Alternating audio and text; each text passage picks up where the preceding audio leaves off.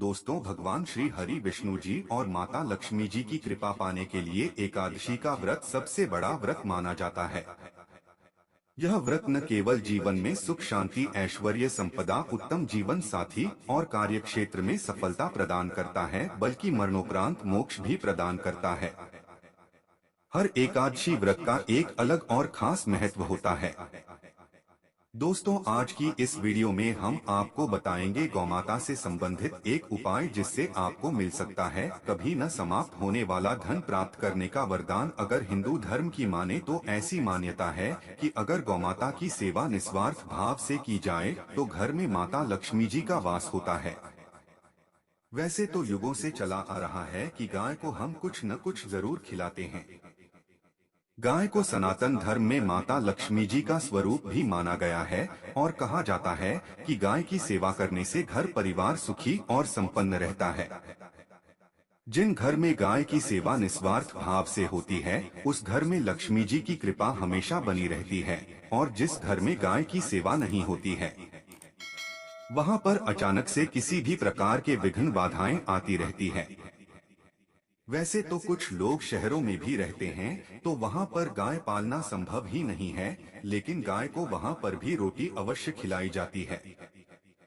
लेकिन कई बार गाय को खिलाने में कुछ भूल हो जाती है।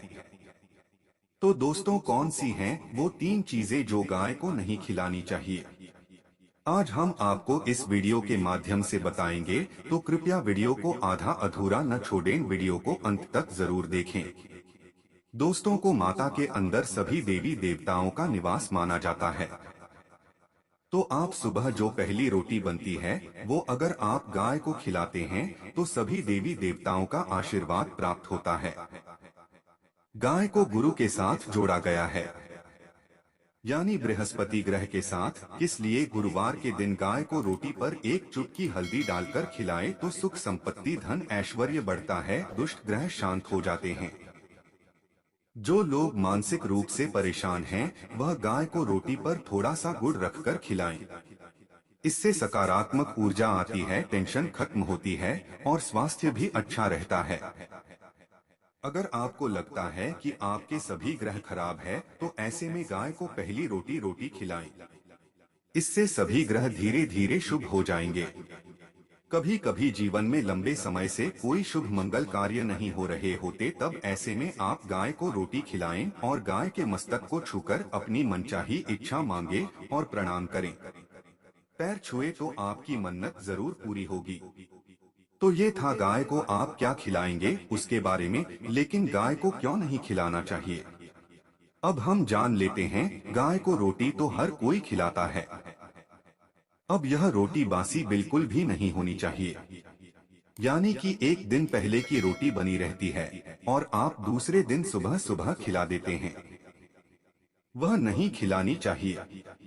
कई बार आप रोटी बना लेते हैं और उस दिन गाय मिलती नहीं तो रोटी रखी रह जाती है।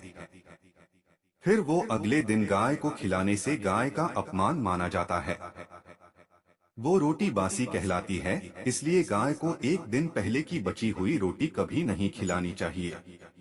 सड़ी गली चीजें खराब चीजें गाय को मत खिलाइए, इससे घर में परेशानी आती है। और अगर आप ऐसा करते हैं तो अपनी आदत को बदलिए, क्योंकि इससे घर में तकलीफ आती है। गाय को हरा चारा तो हर कोई खिलाता है। आप हरा चारा खिलाते समय एक बात का विशेष ध्यान रखें। गाय को सबसे ज्यादा पीपल का पत्ता लोग खिलाते हैं, पर पीपल का पत्ता आप खुद से तोड़कर मत खिलाइए। दूसरी बात, आप घर में सब्जी लाते हैं, उसे काटते हैं और उसमें से अच्छी चीजें कर रखें।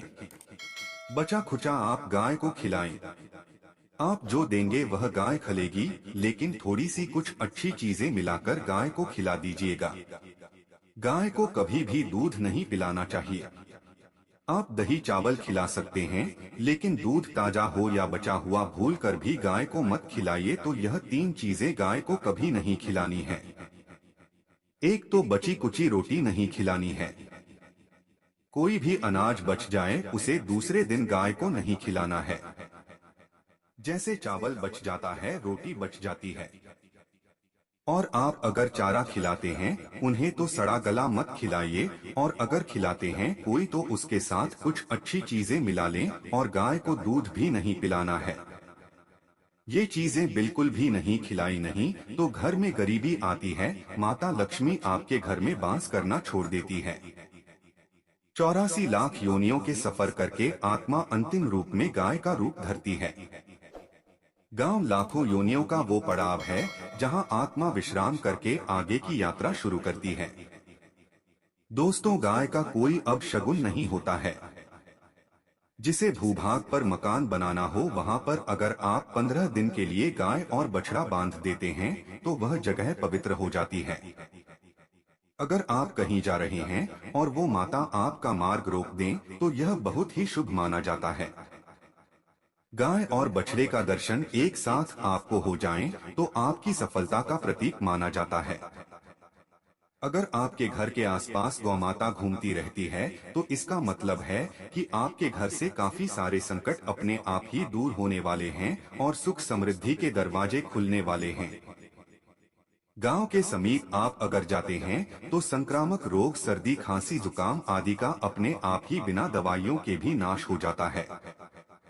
अगर आपको गाय अचानक से पूंछ मार देती है तो यह बहुत ही शुभ संकेत माना गया है, और काली चितकबरी गाय का ऐसा करना तो और भी ज्यादा शुभ माना गया है। पंचगव्य जो होते हैं वो कई रोगों में लाभदायक है। पंचगव्य क्या क्या हुए? गाय का दूध, दही, घी, मूत्र और गोबर, और इन सभी को शरीर की रोग निरोधक क्षमता को बढ़ाकर रोगों को दूर करने वाला माना गया है। ऐसा कोई रोग नहीं है जिसका इलाज पंचगव्य से नहीं किया जा सकता। दोस्तों, आज के समय में लोग गौमाता की पूजा करने के बजाय, उनकी सेवा करने के बजाय उनको काटकर मार कर खाना ज्यादा पसंद करते हैं।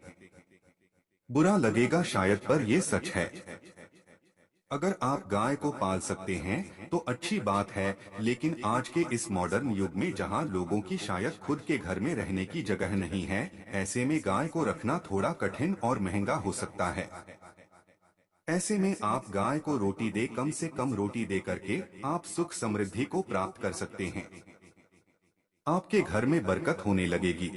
दोस्तों, हमारे बुजुर्ग हमेशा से कहते आए हैं कि गाय को रोटी खिलानी चाहिए, लेकिन समय स्थिति के चलते गाय की सेवा हर कोई नहीं कर पाता है, लेकिन कम से कम रोटी तो आप खिला ही सकते हैं। अगर रोटी भी नहीं खिला सकते हैं, जैसे काफी सारे जो हमारे भाई बहन अमेरिका, लंदन वगैरह में हैं, उनको गाय नहीं मिलती है और वो पूछते हैं कि हम कैसे गौ सेवा करें। आप ऐसा कर सकते हैं, आप गांव के नाम के पैसे निकलते जाएं, और फिर आप चाहे तो कभी इंडिया आए तो आप गौशाला में दान दें, या फिर आप चाहे तो वहीं पर किसी गरीब को गांव के नाम की रोटियां खिलाएं। किसी भी अनाथ आश्रम में चले जाएं, किसी वृद्धाश्रम में चले जाएं, किसी भी दूसरे सफेद पशु को आप भोजन कराएं। यह हमारे देश में कई जगह देखा गया है। और कई लोगों का प्रश्न आता है कि हम झूठी रोटी गाय को देते हैं, क्या यह सही है या गलत? हम झूठा खाना, बचा हुआ खाना गाय को खिलाते हैं, यानी जो बच जाता है वह गांव के हवाले कर दिया जाता है।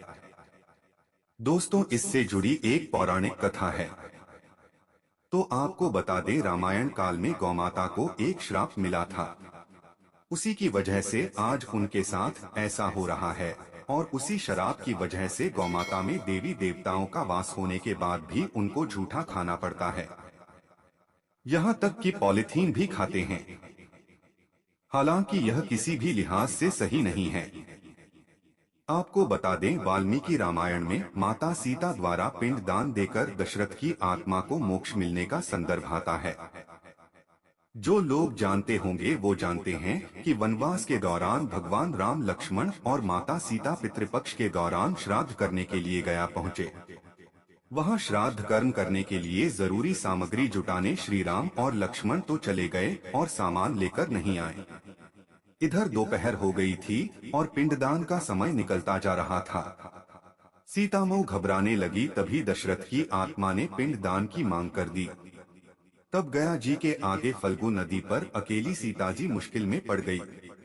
और उन्होंने फल्गु नदी के साथ वटवृक्ष केतकी के फूल और गाय को साक्षी मानकर बालू का पिंड बनाया और स्वर्गीय राजा दशरथ अपने ससुर का निमित्त पिंडदान कर दिया था।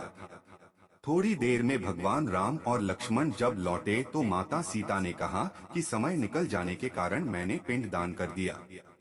बिना सामग्री के पिंडदान कैसे हो सकता है? इसलिए राम जी ने सीता माँ से प्रमाण मांगा। तब सीता माता ने कहा कि जो फल्गु नदी की रेत है, केतकी के फूल हैं, गाय हैं और वट वृक्ष है जो मेरे द्वारा किए गए श्राद्ध कर्म की गवाही दे सकते हैं। कितनी में फल्गु नदी, गाय और केतकी के फूल इस बात को मुँह करके उन्होंने कहा कि सीता माँ झूठ बोल रही है, सिर्फ वटवृक्ष ने सही बात कही। तब सीता जी ने राजा दशरथ का ध्यान करते हुए उनसे ही गवाही देने की प्रार्थना की। दशरथ जी ने सीता माँ की प्रार्थना को स्वीकार करके घोषणा की कि ऐन वक्त पर सीता ने मेरा पिंड दान कर दिया। इस पर श्री राम आश्वस्त हुए, लेकिन तीनों गवाहों द्वारा झूठ बोलने पर सीता जी उनसे क्रोधित हो गई और उन्हें श्राप दिया। फल्गु नदी से कहा कि जहाँ तेरा नाम सिर्फ नदी रहेगा, लेकिन में पानी कभी नहीं रहेगा। दोस्तों, इस कारण आप भी जानते होंगे फल्गु नदी आज भी गया में सूखी ही रहती है। गाय को श्राप दिया कि तू पूजनीय होकर भी लोगों का जूठा खाएगी, और केतकी के फूल को श्राप दिया कि तुझे पूजा में कभी नहीं चढ़ाया जाएगा। वट वृक्ष को सीता माँ ने आशीर्वाद दिया कि उसे लंबी आयु की प्राप्ति होगी और दूसरों को हमेशा छाया प्रदान करेगा, तथा पतिव्रता स्त्री तेरह स्मरण करके अपने पति की दीर्घायु की कामना करेंगी। और यही कारण है कि गाय को आज भी जूठा खाना पड़ता है। कीकी के फूल को पूजा से निषिद्ध बताया गया है। फल्गु नदी के तट पर जल नहीं है। सीता कुंड में पानी के अभाव में सिर्फ बालू रेत में दान किया जाता है। दोस्तों, शास्त्रों के अनुसार गौमाता में सारे देवी देवता निवास करते हैं। 33 कोटि देवी देवता और पितर का भी निवास होता है। अगर आप भी किसी मंदिर में नहीं जा सकते, पूजा पाठ नहीं कर पाते हैं, कहीं जाकर के ग्रह दोषों का उपाय नहीं कर सकते, तो आपको गाय को एक रोटी जरूर खिलानी चाहिए। हमेशा कहते हैं पहली रोटी गाय की अगर आप भी खिलाते हैं तो दुनिया के सारे सुखों को प्राप्त कर सकते हैं। आपने अक्सर ही सुना होगा कि रसोई में पहली रोटी जो भी बने गाय को दे देनी चाहिए। हर रोज गाय को एक रोटी देने से आपके जीवन के सभी दुख दर्द दूर हो जाते हैं। खाना बनाते वक्त हमेशा पहले एक रोटी गाय की निकाल दें, इसके बाद ही परिवार के बाकी सदस्यों के लिए आपको रोटियां सेंकनी चाहिए। कोशिश करनी चाहिए कि गाय की उस रोटी में थोड़ा सा हल्दी मिला दें। इससे गाय को रोटी खिलाने का अपार फल प्राप्त होता है। अगर गुरुवार का दिन हो तो लोही ले सने हुए आटे की एक छोटी सी लोई बना लें और उसमें हल्दी मिलाकर गाय को खिला दें। इससे आपके जीवन में शुभता आती है, वैभव आता है, धन संपत्ति का वास होता है। आप जो भी हासिल करना चाहते हैं जिंदगी में, तो आप देखेंगे कि तुरंत आपको मिनटों में वह हासिल हो जाता है। इसी तरह से आपको नमक का एक उपाय बताते हैं। नमक क्या है? नमक के बिना तो हर स्वाद अधूरा है, और साथ ही साथ अगर नमक न हो तो जीवन स्वाधीन हो जाता है। जितना हम खाने में नमक को इम्पोर्टेंट मानते हैं, उतना ही ज्योतिष में नमक को इम्पोर्टेंट ही माना जाता है और इसे 10 की वस्तु माना गया है। किसी का नमक खाने का अर्थ क्या होता है? उसका कर्जदार होना आपने सुना ही होगा। नमक का कर्ज अदा करना है। इसलिए अगर आप जीवन को सुगम बनाना चाहते हैं, सरल बनाना चाहते हैं, तो नमक का एक आसान सा प्रयोग आपको आज हम बताएंगे। आप देखिए कि कितने आपको पॉजिटिव परिणाम मिलते हैं, और इतना आसान है कि इसके लिए आपको अतिरिक्त मशक्कत करने की कोई जरूरत भी नहीं है। सिर्फ आपको अपने घर में बनी सबसे पहली रोटी लेनी है और उस पर थोड़ा सा नमक रख दें। अब आप पूछेंगे कौन सा नमक रखें? तो सबसे बेस्ट है आप डेली वाला नमक, सस्ता नमक जो भी है वो रखें। काला नमक नहीं रखना है, आपको सफेद नमक ही रखना है। तो नमक रख लें और फिर इस रोटी को किसी कपिला गाय को आपको दे देनी है। कपिला गाय यानी सफेद रंग की गाय को आपको खिला देना है। और अगर आपको कपिला गाय नहीं मिलती है तो आप यह रोटी किसी भी गाय को खिला दें, मगर यदि आपको कोई ऐसी गाय दिख जाए सबसे पहले सफेद गाय को ही खिलाना प्रेफर करें। दोस्तों, आपको बता दें, यह उपाय आपकी हर समस्या को जड़ से दूर कर देता है। चाहे आपके घर में कोई बड़ी कला हो, कोई पारिवारिक वाद विवाद हो, इस उपाय को करके आपके घर में सुख का वास होने लगता है। जो भी धन की कमी हो, बच्चों की पढ़ाई हो, कैरियर में सफलता हो, सभी मुश्किलें आपके जीवन की दूर होने लगती है। लेकिन गाय को रोटी देते वक्त मन में ऐसी कोई भावना लगाकर रखें कि हम रोटी खिलाते हैं या फिर हम बहुत बड़े दानी हैं। अन्यथा इस स्थिति में पुण्य फल की प्राप्ति होना संशय वाली स्थिति देता है।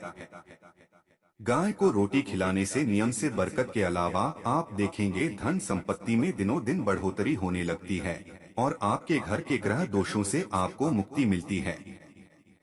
अगर आपके भी घर में धन की कमी है तो आपको ये उपाय जरूर करना चाहिए। किसी भी दिन करे, अगर सावन का पवित्र महीना है तो हर दिन शुभ है। आप जिस दिन चाहे उस दिन से कर सकते हैं और आप देखेंगे इस उपाय को करने से आपके घर से धन की कमी बिल्कुल झट से दूर हो जाती है। तो ये उपाय आप जरूर कर लीजिए। आज के लिए बस इतना ही। तो दोस्तों, आपको यह जानकारी कैसी लगी हमें कमेंट में अवश्य बताएं। वीडियो को लाइक करें और अपने दोस्तों के साथ भी शेयर करें और कमेंट में जय माता लिखना ना भूलें।